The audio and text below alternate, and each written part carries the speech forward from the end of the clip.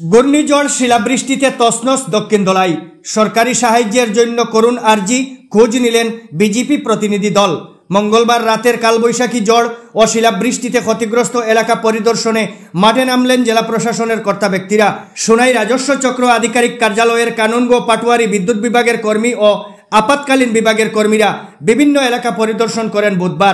বুধবার রাতে কিছু এলাকায় জরুরিকালীন ভিত্তিতে ক্ষতিগ্রস্ত লোকজনদের জেলা প্রশাসনের তরফে ত্রিপল সমঝে দেওয়া হয়। বৃহস্পতিবার সকাল থেকে পুনরায় ক্ষতিগ্রস্ত এলাকায় ক্ষয়ক্ষতির পরিমাণ নিরূপণ করা সহ ক্ষতিগ্রস্তদের তালিকা প্রস্তুত করতে দেখা যায় উল্লেখিত আধিকারিকদের। আপাতকালীন বিভাগের ফিল্ড অফিসার বিপ্রজিৎ পাল চৌধুরী জানান, দক্ষিণ ধলাই এলাকার বিভিন্ন গ্রামের মানুষের ক্ষয়ক্ষতি সীমাহীন। নিজের ঘরে মানুষ থাকার মতো অবস্থায় নেই। প্রশাসনের তরফ থেকে যথাসম্ভব সাহায্য পৌঁছে দেওয়ার চেষ্টা করা হচ্ছে। এছাড়া ফিল্ড অফিসার বিপ্রজিৎ পাল চৌধুরী যখন কুলিছড়া হাওয়াইতাং এলাকায় ছিলেন, অনেক মানুষকে সাহায্যের আর্জি জানাতে দেখা যায়। এদিকে জেলা বিজেপির সাধারণ সম্পাদক তথা ধলাই মধ্য জেলা পরিষদ সদস্য শশাঙ্ক চন্দ্র পালের নেতৃত্বে বিজেপির এক প্রতিনিধি দল বিভিন্ন ক্ষতিগ্রস্ত এলাকা পরিদর্শন করেন। সাংবাদিকদের সঙ্গে কথা বলতে গিয়ে শশাঙ্ক চন্দ্র পাল বলেন, ভয়াবহ ক্ষয়ক্ষতির সম্মুখীন হয়েছেন সাধারণ মানুষ। মন্ত্রী পরিমল শুক্লবৈদ্যের সঙ্গে কথা বলেছেন তারা এবং তিনিও সম্পূর্ণ বিষয় জেলা প্রশাসনের নজরে এনে শীঘ্রই ক্ষতিগ্রস্ত এলাকায় সরকারি সাহায্য পৌঁছে দেওয়ার দাবি জানিয়েছেন বলে উল্লেখ করেন শশাঙ্ক চন্দ্র পাল। এছাড়া স্থানীয় টিন ও হার্ডওয়্যার ব্যবসায়ীদের ক্ষতিগ্রস্ত মানুষদের কাছ থেকে অতিরিক্ত মূল্য না নেওয়ার জন্য আহ্বান জানান তিনি।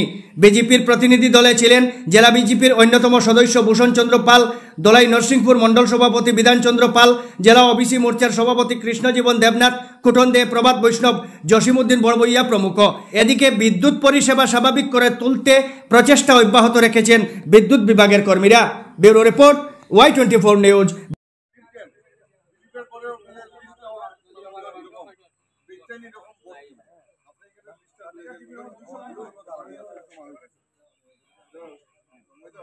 গতকাল রাত প্রবল বর্ষণ এবং শিলাবৃষ্টির ফলে ধলাই সমষ্টি সোনাই সার্কলের শেওড়ারতল পুরা সমস্ত জিপি এবং চান্নিঘাট জিপি প্রতিটি ঘরে যেভাবে ক্ষতিগ্রস্ত হয়েছে, যেভাবে শিলাবৃষ্টির ফলে প্রতিটি ঘরের আসবাবপত্র থেকে মানুষ থাকার মতো কোনো ব্যবস্থা নেই।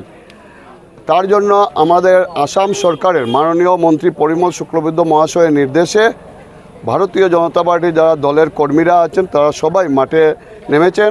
কিভাবে প্রতিটি মানুষকে কিভাবে সরকারের মাধ্যমে সহযোগিতা করা যায়, এই দুঃসময়ে আমরাও আহ্বান করছি সবাই যাতে এগিয়ে আসে।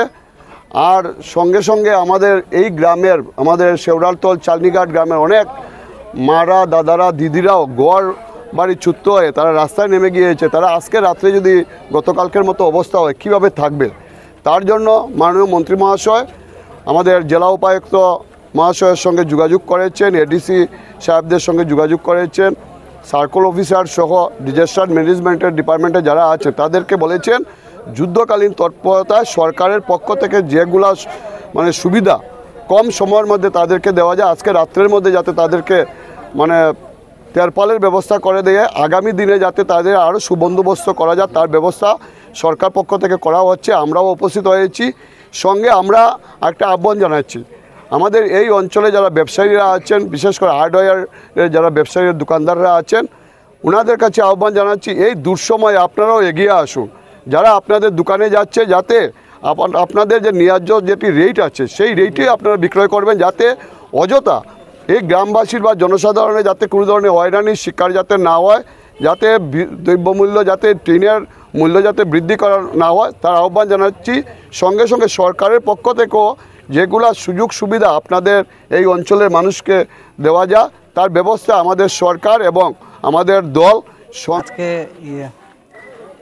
গতকালকে যে তুফান হয়েছিল, এই তুফানের সাথে যে শিলাবৃষ্টি হয়েছিল, এই শিলাবৃষ্টির কারণে আমাদের এই ধলাই সমষ্টির সোনাই রাজস্ব চক্রের শেওড়ারতল জিপি, চান্নিঘাট জিপি, আমাদের রাজনগর জিপি, জামালপুর জিপি, এইগুলা জিপিতেও অনেক ক্ষয়ক্ষতি হয়েছে। তার জন্য আমরা ডিজাস্টার ম্যানেজমেন্ট পক্ষ থেকে আমরা এসেছি, আমাদের পাটোয়ারি বা আমাদের আদার ভলান্টিয়ার্সরা এখানে আছে। সো এখানে আসার পর দেখা গেল যে এখানে এই 4-5টা জিপি মিলে দেখা গেল এখানে অনেক মানুষের ক্ষতি হয়েছে। এখানে যেগুলো চাল আছে মানুষের বাড়ির ঘর, এটা মানে একেবারে মানে থাকার উপযুক্ত নাই এখন। এখানে প্রত্যেকের ঘর মানে দেখার পর মানে দেখা গেলো যে এখানে কম হলেও মানে 2 থেকে 2,500 বা তার বেশিও এখানে মানুষের ঘর মানে পুরা মানে অনেক ড্যামেজ হয়েছে। তো এখানে আমরা সরকারের পক্ষ থেকে যে ইমিডিয়েটলি আমরা মানে থাকার জন্য বা মাথার উপরে শেড দেওয়ার জন্য আমরা তারপলিনের এখন ব্যবস্থা করছি। সো আমরা আশা করি এটা আজকের মধ্যে আমরা সেই তারপলিনগুলো দিতে পারবো। যদিও এটা যদি আজকের দিনে যদি মানে সম্ভব না হয় ওয়েদারের উপরে, আমরা কালকের মধ্যে এটা দেওয়া কমপ্লিট করব।